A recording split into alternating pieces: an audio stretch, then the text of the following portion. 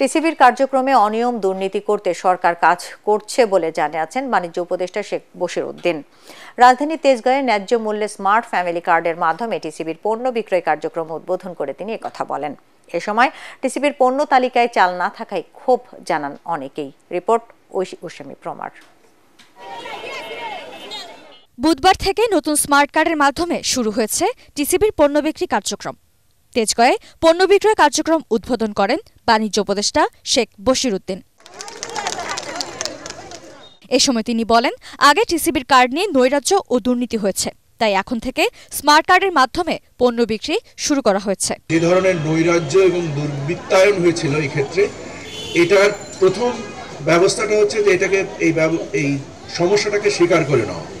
আমাদের পক্ষ থেকে আমরা ব্যবস্থাটাকে স্বীকার করে নিয়েছি। ডিজিটাইজেশনের মাধ্যমে যত ধরনের অন্যায় ছিল তার একটা বড় অংশ দূর করতে পেরেছি। আমরা শতকরা 100% এখনো দূর করতে পারিনি, এই প্রক্রিয়া চলমান। এদিকে দাম বাড়ায় চাল আমদানি করা হচ্ছে বলে জানান উপদেষ্টা।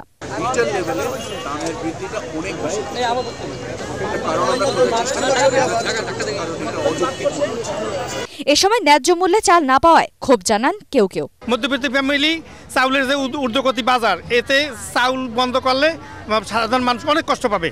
চাইলে বেশি দরকার আমাদের, আমরা গরিবে কি কিনে খাইতারি, তখন আমরা কুন্ডা বাদ তোমার কুন্ডা আমরা কম। দেশে এ পর্যন্ত 63 লাখ স্মার্ট কার্ড বিতরণ করা হয়েছে। এতে 100 টাকায় 2 লিটার তেল, 60 টাকায় 2 কেজি মসুর ডাল ও 70 টাকায় 1 কেজি চিনি পাচ্ছেন ক্রেতারা। ঐশী প্রমা, ATN বাংলা, ঢাকা।